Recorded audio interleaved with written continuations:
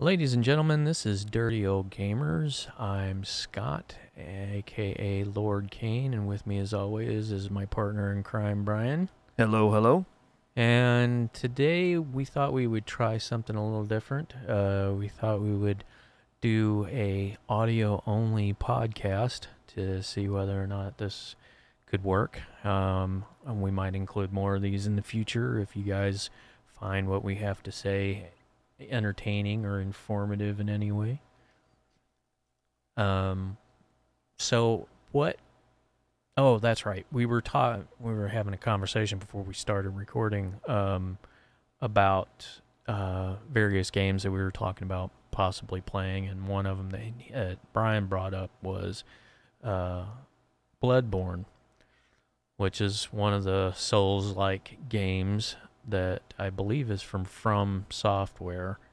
I believe they're the ones who make all those games, and they are known for their for being brutally difficult, and not really not giving you any leeway as far as it's very much a pass-fail game, and I told him that I had gotten it on PS4 through PlayStation Plus, and I had only played it for maybe a half hour, 45 minutes, and I couldn't even get past the first area, and I gave up. Well, and these are games that are in your wheelhouse too, of things that you like to play. Yeah, because it's kind of like survival horror. It's Lovecraftian, which I'm a huge H.P. Lovecraft fan. But the gameplay for me is so difficult that I can't, I can't, and I can't, devote enough time. Right. And so I really wish that there was an easy mode, which in quote unquote gamer land is considered heresy, that you should have to quote unquote get good and play these games, these brutal games, and if you can't beat it, then you just suck and you should just suffer until you get good, or I'm like, well, what happens if you don't get good? What happens if you never get good? Then you're having an experience that is not pleasurable for you, will turn you off any future games that in that line that will come out. Right. And and the thing of it is that other games have an easy mode where you can go through and you can, change the difficulty settings so that, you can have an easier time of it. And there are a lot of gamers out there, and I don't know if you could hear the stank I put on that word, right. But there are gamers out there who throw a shit fit when they hear that a game is going to come out with an easy mode, because real gamers, you gotta get good, and fuck you if you can't play the game. Maybe you shouldn't play, And I'm just like, hey, you know what? Fuck you. These games, in order for a game to be successful, you've got to have either a diehard core audience, right, that will buy everything no matter what it is, which has problems of itself, right, or make it as accessible to as many people as possible. And they're still able to play their insane difficulty mode that they want to play, so I just don't understand the argument. I don't. Well, the thing of it is, and this is gonna get really, because this really gets on my nerves. Get ready, folks. The thing of it is that back in the day, when you had complete games, when you had complete experiences, and it wasn't all chopped up and hidden behind paywalls and microtransactions and DLC, you could have various endings to a game depending on what difficulty level you finished it at. Right. I mean, you would still get the overall story ending, but there would usually be something extra at the end of it if you played on a higher difficulty level. So, and when we had full games, this was a possibility. But now that games are chopped up and, you know, content is hidden behind a paywall, in addition to the $60, now $70 that you have to pay for a new game, you know, it can't, you know, they can't do that anymore. Right.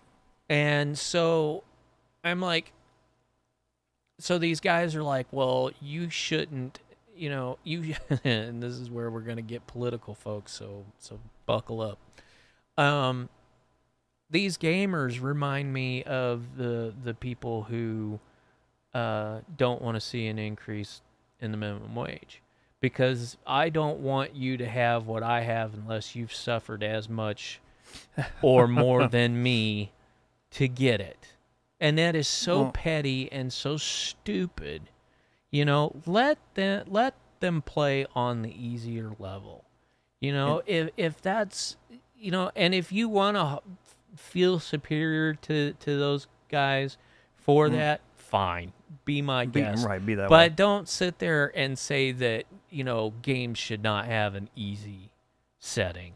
Well, and then games like that, for example, they look interesting to me, who's someone that's not my normal type of game to play. Right. But I see the gameplay, and then I want to give it a shot, knowing it's going to be difficult and not necessarily my thing. But then when it's ridiculously difficult from the beginning, it's a turnoff. Games, I'm done with it in 30 minutes because you're frustrated, mad. And then, yeah, like you said, I'm never going to show any interest in another game like that again. And that, honestly, is just detrimental to the game itself. Now, some, or at least to the makers of the game, but some gamers out there don't care. They're just like, no, you know, this is my garden, and these are my walls, and if you want to play in my garden, like it's their game, you know. And the thing of it is that, yeah, it's your game, but everybody else has that game. You know, everybody else who's purchased that game has that game too. Right. You know, and trying to say that that they shouldn't make these games more accessible is just it's gatekeeping that just shouldn't be there. And you know, and like we said, it's not affecting. Yeah, it's not your ability to enjoy the game the way you want to enjoy it. Like, I like Gears of War. I've never played it on insane mode or hardcore mode because that just doesn't appeal to me. You know, I'm sure there are people that's all they play on. Oh, yeah. And that's fine. Yeah. You know, that's my enjoyment is not that intense of an experience for that. So, to each their own. I don't understand why we all got to fight about it. And the thing of it is that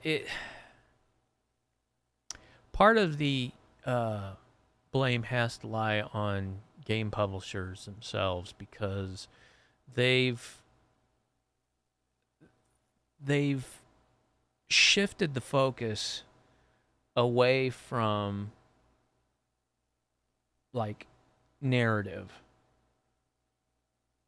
and they shifted it almost completely to gameplay, and that's where the get good, you know, notion comes in, right? Because of the gameplay. Whereas, you know, in times of yore, back in my day when I was a gamer, games were either endless, mindless. Well, not mindless, but just, you know, the gameplay was all it was, like games like Tetris, and where there was no real ending. The rest of them were narrative-based games that told a story. And, you know, the difficulty didn't really affect, the story, except Right. like I said before, you might have a better ending, if you played the game on a higher difficulty level. But, you're not penalized for playing the game. I mean, unless you're playing like a fighting game where, I remember in Street Fighter was notorious for this.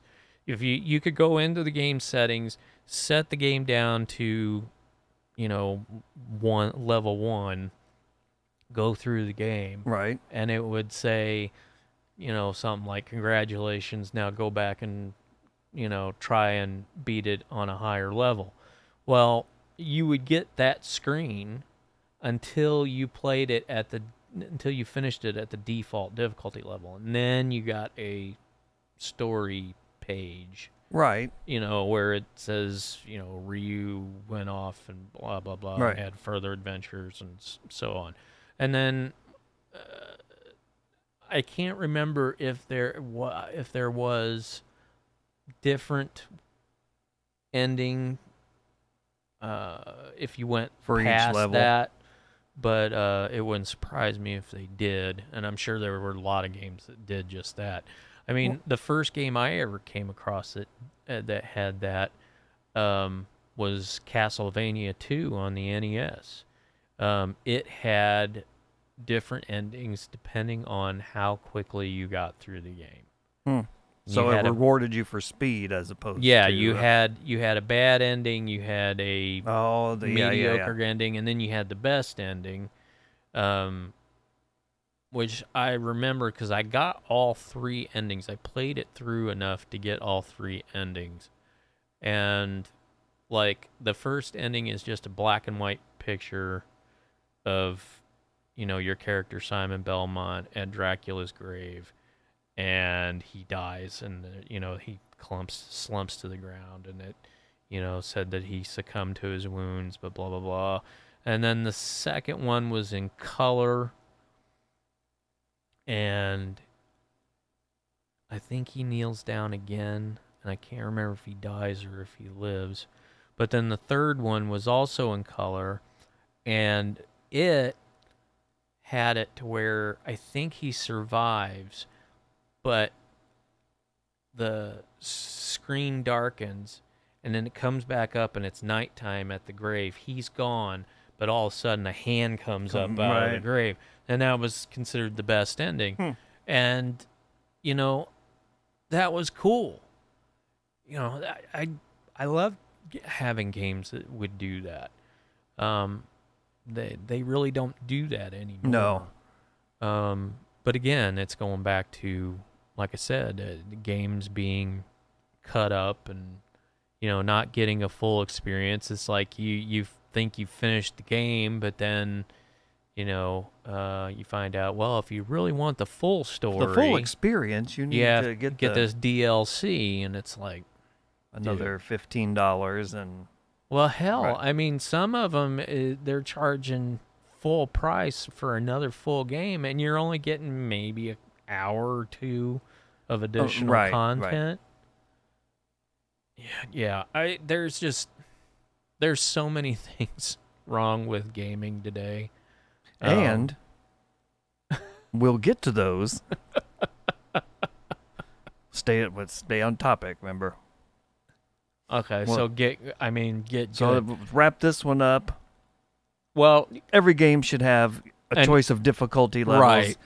It doesn't make you a better gamer, a better person, better player if you can just whoop ass on a game that's on the most difficult level. It's great if you enjoy it that way, but give everybody else a shot to play. Well, if the game's worth a shit and you beat it on easy, you will want to play it on a harder level because you enjoyed it so much and you want to see how it progresses in difficulty. Or if you don't, that's okay. And if you don't, that's okay. I mean, the thing of it is that by lessening the access to a game by forcing players to play at a normal or harder difficulty level, you are just limiting the amount of people who can play a game and through that, potentially making it where that game isn't successful, and then you don't get any more of that game.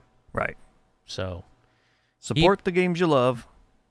So keep that in mind the next time you think about, shitting on another gamer because, they want to play on an easier level than you. And definitely do not complain to game publishers that they shouldn't add an easy setting on a game just because you have some freaking messed up idea of what a gamer should be. That's right. And that, ladies and gentlemen, is Scott's final thought of the day. So thanks for listening, and we'll catch you next time. Dirty Old Gamers Podcast. And remember, folks, like, comment, and subscribe. We will talk to you later. Later.